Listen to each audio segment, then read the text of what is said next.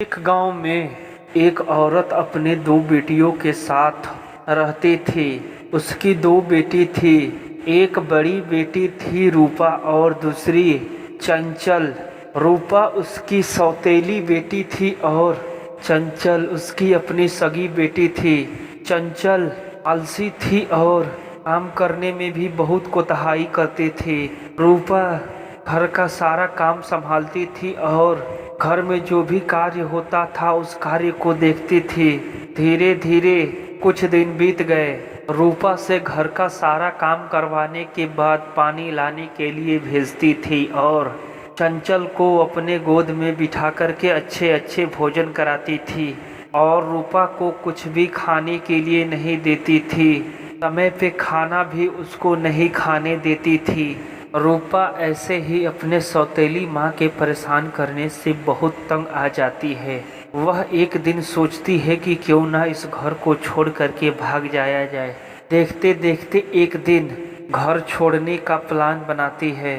रूपा अपने सारे घर के कार्यों को निपटा लेती है और चंचल के पास जाती है, मिलती है और अपने माँ से भी मिलती है और पानी लेने के लिए बाहर आती है और इधर से ही सोचती है कि मैं निकल जाती हूँ। वह कुएं पे बैठ के कुछ देर सोचती है। सोचते सोचते देर हो जाता है। बाद में उसके दिमाग में यह आइडिया आता है कि क्यों ना कुएं में कूद करके जान दे दिया जाए। वह अपने सौतेली माँ से तंग आकर के कुआं में कूद जाती है और कूद करके अपनी जान को दे देती है। बाद में इस बात का पता चलता है उसकी सौतेली माँ को। सौतेली माँ को कोई फर्क नहीं पड़ता है, उस बच्ची को लाती है और उसका अंतिम संस्कार कर देती है।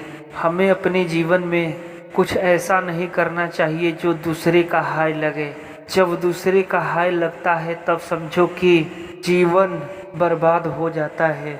एक दिन ऐसा ही चंचल कर देती है क्योंकि उसकी अपनी माँ अपने चंचल बिटिया को बहुत तंग करती है। बाद में वह सौतेली माँ अर्थात चंचल की माँ बहुत ही पछताती है और रोने लगती है। वह बोलती है कि मुझे ऐसा बच्चों के साथ नहीं करना था।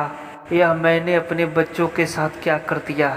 हाय मेरी बिटिया, तुम दोनों मुझे छोड़ के कहाँ चली गई। हमें अपने जीवन में कोई ऐसा कार्य नहीं करना चाहिए जो हमें आगे चल के बहुत ही ज़्यादा पछताना पड़े। तो दोस्तों, कहानी पसंद आई हो तो चैनल को सब्सक्राइब करें, वीडियो को लाइक करें और कमेंट बॉक्स में अपना ढेर सारा प्यार दिखाएं। धन्यवाद मित्रों।